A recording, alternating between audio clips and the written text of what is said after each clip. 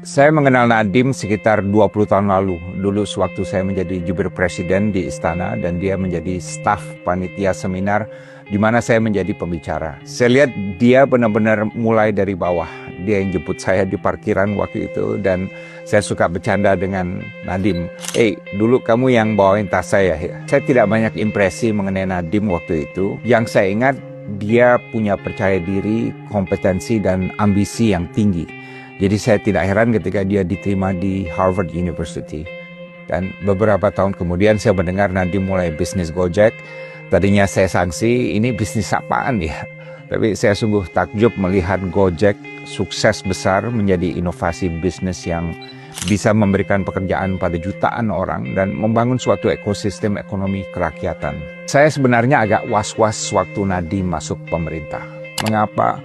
Karena budaya korporat Nadiem pasti akan banyak berbenturan dengan budaya birokrasi pemerintah. Nadiem lebih efektif sebagai entrepreneur ketimbang pejabat negara. Dan tragisnya, walaupun Nadiem selalu menunjukkan kesetiaan kepada Presiden Jokowi yang mengajaknya masuk kabinet, setelah Nadiem mengalami musibah kasus ini, Jokowi tidak pernah menyapa atau menunjukkan empati pada Nadiem. Saya bukan orang hukum dan tadinya juga saya tidak punya opini mengenai kasus ini. Tapi apa yang saya lihat dari kasus Nadiem ini banyak sekali kejanggalannya. Kalau ini kasus korupsi, faktanya Nadiem tidak pernah menerima uang. Tidak pernah berupaya memperkaya diri melalui kebijakan. Bahkan secara finansial, Nadiem sendiri yang justru menurun kekayaannya semenjak menjadi menteri. Tidak ada menstrea atau niat jahat Nadiem dalam kasus ini. Dan kerugian negara juga tidak terbukti. Bahkan ada pandangan bahwa negara justru untung karena harga Chromebook yang dibeli lebih murah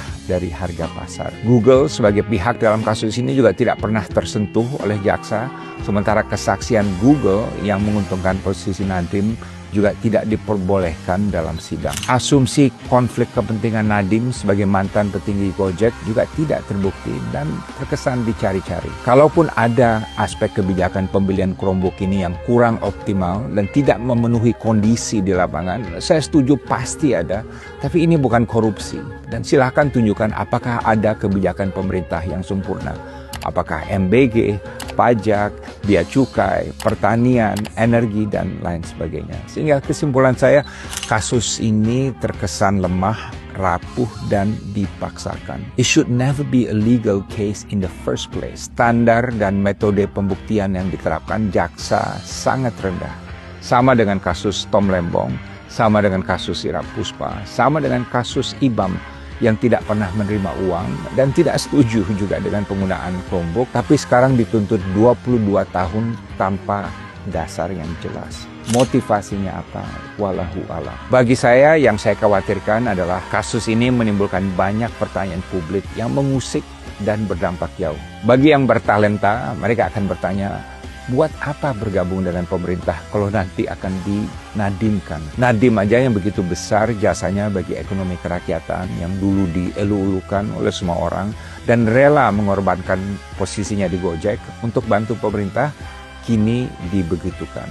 Dan anak muda yang sekarang gabung dengan Prabowo, jangan senang-senang dulu. Suatu hari Anda pun bisa kena bui karena keputusan yang Anda ambil. Seperti Nadiem, mereka akan bilang, I didn't sign up for this. Bagi diaspora seperti IBAM, pertanyaannya, buat apa kembali ke tanah air untuk berkarya, memenuhi himbauan pemerintah selama ini? Kalau IBAM yang juga tidak menerima uang sepeser pun bisa terancam masuk bui, buat apa pulang? Mereka akan bilang, I didn't sign up for this. Bagi yang idealis, mereka akan bertanya, buat apa kita terus berharap dan bermimpi indah untuk Indonesia? Kalau Nadiem dan IBAM yang juga sangat semangat untuk berbuat baik dengan segala kekurangan mereka, akhirnya juga tidak berdaya masuk penjara. Mereka akan bilang, I don't want to sign up for this. Dan bagi anak muda, buat apa kita peduli dan berikhtiar penuh semangat kalau ternyata akan senasib dengan Nadiem dan IBAM? Mereka juga akan bilang, I don't want to sign up for this. Dan bagi kita semua, buat apa kita mengaku negara hukum, tapi nyatanya yang ada adalah tirani hukum, di mana hukum bukan menjadi alat keadilan, tapi senjata untuk menzolimi orang-orang yang baik. Bagi pemerintah Prabowo Gibran, saya sependapat dengan Ferry Irwandi bahwa tantangan sejarah terbesar bagi Prabowo adalah reformasi hukum bukan hanya MBG, bukan hanya hilirisasi. Dan di sini tantangannya bukan saja menegakkan hukum yang tidak pandang bulu, tapi juga hukum yang memberikan rasa keadilan, yang benar-benar menghukum yang salah dan melindungi yang benar. Menurut saya,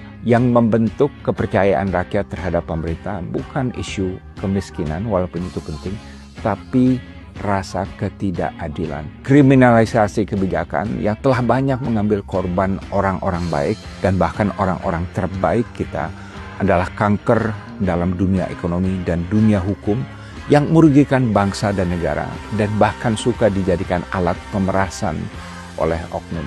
Karena itu saya himbau Presiden Prabowo urun rembuk dengan Menko Hukum Pak Yusril Iza Mahendra dan juga dengan Jaksa Agung untuk membuat suatu pedoman dan juklak yang jelas dan fair baik kepada kejaksaan dan juga kepada KPK untuk menentukan apa yang dimaksud dengan kerugian negara dan mengakhiri kriminalisasi kebijakan. Hindari situasi di mana there are too many laws but too little justice. Saya Dino Patijalal, speak truth to power, speak truth to the people, wisdom without fear.